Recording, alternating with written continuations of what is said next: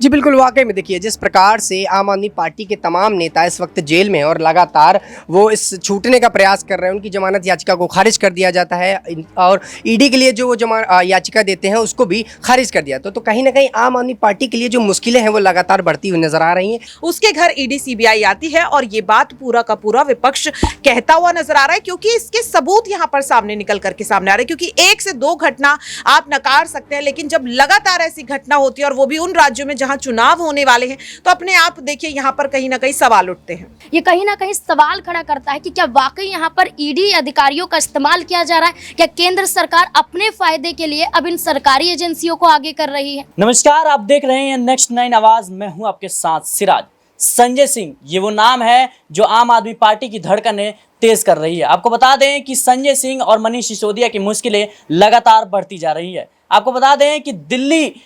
शराब घोटाले मामले में अब संजय सिंह की आज सुनवाई थी। इसको लेके आज संजय सिंह को दिल्ली के राउज एवेन्यू कोर्ट में आज पेश होना था। आज उम्मीद यही लगाई जा रही थी कि संजय सिंह को बड़ी राहत मिल सकती है कहीं ना कहीं, क्योंकि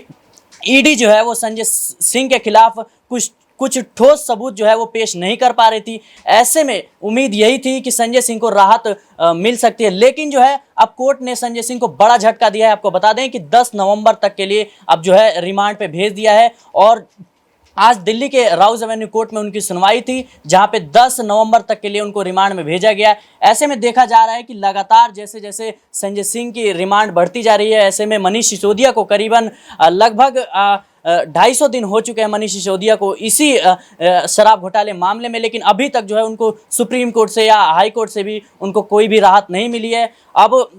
आम आदमी पार्टी की मुश्किलें लगातार बढ़ती नजर आ रही है। आपको बता दें कि देश के 5 राज्यों में विधानसभा चुनाव होने हैं, जहां पे विशेषकर राजस्थान और मध्य प्रदेश में जो है वो आम आदमी पार्टी अब चुनाव लड़ रही है। ऐसे में जो बड़े नेता हैं, खासकर जो मनीष सिसोदिया और संजय सिंह, इनकी जो गिरफ्तारी है और इनके जो कट्टर ईमानदार एक आम आदमी पार्टी है उसके एक वैल्यू पे जो है अभी दाग पड़ता नजर आ रहा है। आपको बता दें कि इन तमाम सवालों के बीच हम अपने साथी पत्रकारों से बात करेंगे और जानने की कोशिश करेंगे आखिर किस राजनीति का शिकार जो है वो संजय सिंह हो रहे हैं, क्योंकि अभी तक कोई भी जो है ठोस सबूत ईडी पेश नहीं कर पाई है कोर्ट में, जिससे जो है संजय सिंह को एक गुनहगार साबित कर सके। तो हमारे साथी पत्रकार नाजमीन है, वो हमें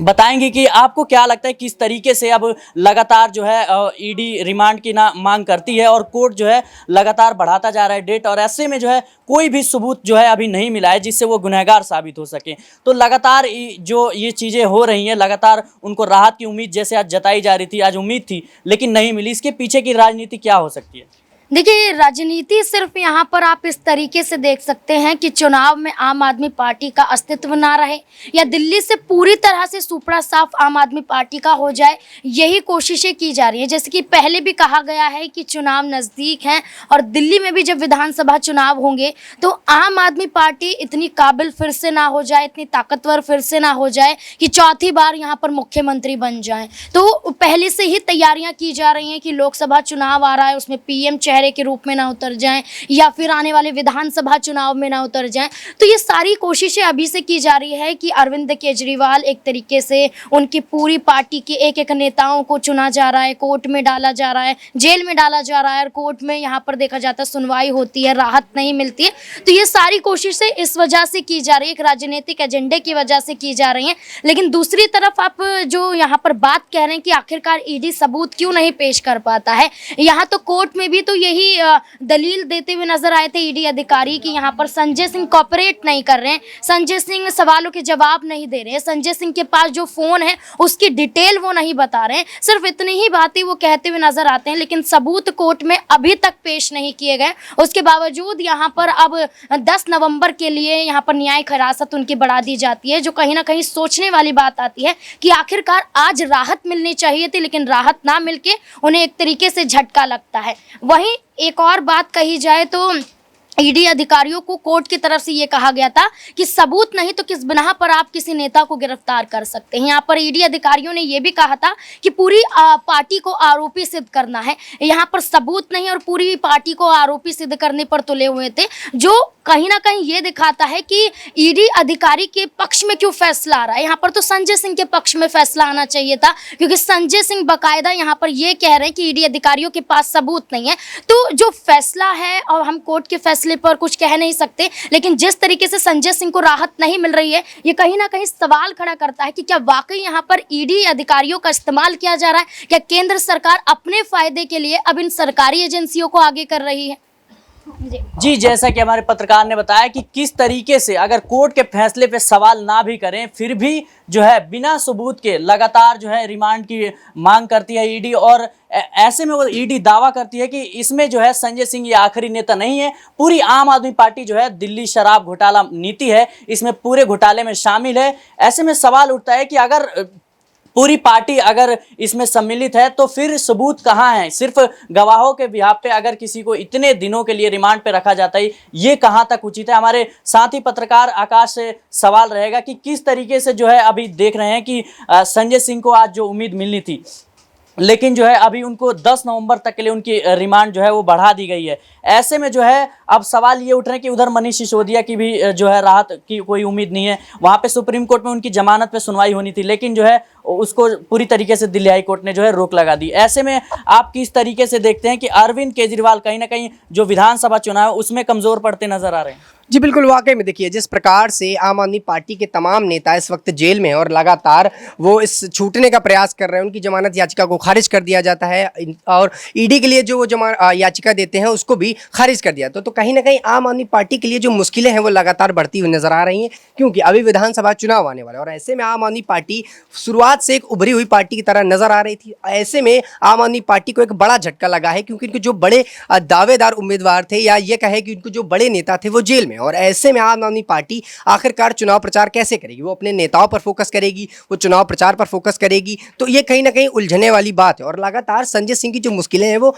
खत्म होने का नाम नहीं ले रहे। आप देखिए मनीष सिसोदिया को 250 दिन से भी ज़्यादा का समय हो गया, अब तक उन पर कोई सुनवाई नहीं हुई। वही संजय सिंह पर लगातार जब सुनवाई होती है तो समन जारी कर दिया जाता है, आगे डेट बढ़ा दी जाती है और कई बार उनकी बिना जो है सुनवाई होते ही उनको वापस कर लिया। तो कहीं ना कहीं जो समस्याएं हैं ये आम आदमी पार्टी की लगातार बढ़ रही हैं और विधानसभा चुनाव में आम आदमी पार्टी को एक बड़ा झटका लगता हुआ नजर आएगा, जहाँ पर वो पहले उभरती हुई पार्टी दिख रही थी और अपने आप को मजबूती के साथ आगे बढ़ा रही थी और केंद्र को टक्कर देने के काबिल खुद को बना रही थी। और ऐसे में जब से उनके नेता इस सब मामले में फंसे, तो जैसा कि हमने देखा कि किस तरीके से संजय सिंह या आम आदमी पार्टी पूरी राजनीति का शिकार हो रही है। ऐसे में जो है एक सवाल और रहेगा आपसे कि किस तरीके से जो आम आदमी पार्टी जो है इंडिया गठबंधन का हिस्सा है और भाजपा सरकार की ये नीति रही है और ये इतिहास रहा है कि किस तरीके से वो पहले जो पार्टियां हैं उस पर तमाम तरह के इल्जामात लगाती है और फिर जैसे ही वो बीजेपी में शामिल हो जाते हैं या बीजेपी से गठबंधन कर लेते हैं, ऐसे में जो है उनके सारे पाप धुल जाते हैं। तो कहीं ना कहीं ये अरविंद केजरीवाल को, आम आदमी पार्टी को डराने और धमकाने की साजिश से ये सारे काम हो रहे हैं। देखिए यहाँ पर अगर मैं बात करूं तो सिर्फ आम आदमी पार्टी या फिर अरविंद केजरीवाल या किसी भी एक नेता का नाम लेना बिल्कुल भी सही नहीं होगा, क्योंकि जांच एजेंसियों की जो कार्रवाई है वो यहाँ पर इस वक्त लगभग विपक्ष की जितनी भी बड़ी बड़ी पार्टियां हैं उन पर देखने के लिए मिल रही है। यहाँ पर अगर बात करें तो देखिए कांग्रेस इस वक्त इस ईडी सीबीआई का सामना करती हुई नजर आ रही है, टीएमसी पर ऐसा हम देखते हुए नजर आ रहे हैं। अभी हाल ही में आरजेडी पर भी हमने देखा था ईडी की कार्रवाई यहाँ पर हुई थी। तो कहीं ना कहीं जितने भी बड़े दल हैं उन पर जिस तरीके से कार्रवाई हो रही है, और अगर हम ईडी की बात करें, टीएमसी की अगर मैं बात करूं तो महुआ मोहित्रा जो हैं, आपको भी याद होगा कि मणिपुर हिंसा को लेकर महुआ मोहित्रा ने किस तरह से सीधे सीधे पीएम मोदी से सवाल पूछे थे कि बेटियों के सम्मान के लिए क्यों नहीं आए। तो यहाँ पर ये जो तमाम चीजें हैं इनसे यही समझ में आता है कि जो भी यहाँ पर सरकार से सवाल पूछता है उसके घर ईडी सीबीआई आती है, और ये बात पूरा का पूरा विपक्ष कहता हुआ नजर आ रहा है, क्योंकि इसके सबूत यहाँ पर सामने निकल करके सामने आ रहे हैं। क्योंकि 1 से 2 घटना आप नकार सकते हैं, लेकिन जब लगातार ऐसी घटना होती है और वो भी उन राज्यों में जहां चुनाव होने वाले हैं, तो अपने आप देखिए यहां पर कहीं ना कहीं सवाल उठते हैं। जी बिल्कुल, ये जिस तरीके से अभी देश में जो है वो विधानसभा चुनाव है देश के 5 राज्यों में, वैसे में जो है विधानसभा चुनाव को एक सेमीफाइनल के तौर पे देखा जा रहा है। कहीं ना कहीं प्रधानमंत्री नरेंद्र मोदी जो है 2024 में वापसी करना चाहते हैं, लेकिन जो है किस तरीके से सांसद है, चाहे महुआ मोहित्रा हैं या संजय सिंह है और राघव चड्ढा, इन तमाम तरह के जो नेता हैं इन पर लगातार कार्रवाइयाँ होती रहती हैं और तमाम जो देश के ज़रूरी मुद्दे हैं वो संसद में उठाते हैं जिस तरीके से, और उसी का जो है इनको सजा जो है उनको मिल रही है। ऐसे में देखना होगा कि आगे किस तरीके से जो है संजय सिंह को राहत मिलती है या फिर संजय सिंह जो है और कितनी देर तक वो जेल में रहेंगे। फिलहाल के लिए इस खास रिपोर्ट में इतना ही। आप देखते रहिए नेक्स्ट 9 आवाज।